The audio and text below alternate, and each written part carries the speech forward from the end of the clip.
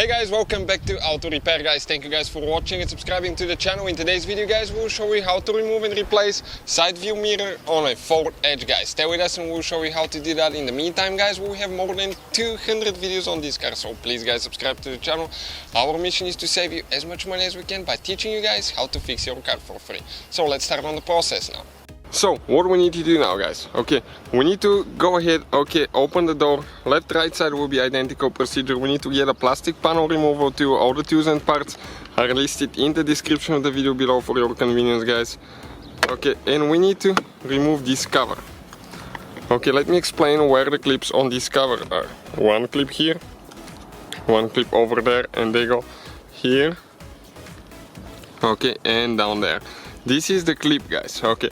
Let me show you how you disconnect that clip. Okay, this tooth right here, press down, okay, and pull it out. Now, we need to have a person holding the mirror on the outside. We have 11mm socket here, guys. Okay, and we're going to remove 3 nuts.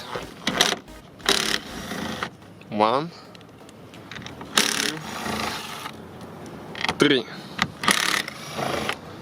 Okay, now we come on this side, guys. Okay, it's going to come down. Okay, hold on a second, I need to come this way so I can show you. It needs to come down like that in an angle, okay, and pull it out. And this is it guys, okay, you can see this is the mirror.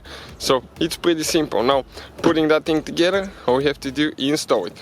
Okay, let me show you now. That tooth, okay, this is the tooth, okay, this tooth goes right here. So we need to go in an angle, then you need to install your 3 nuts, install the wiring harness, and then put the cover back on. So thank you guys for watching. Hopefully the video will be helpful, and see you guys next time.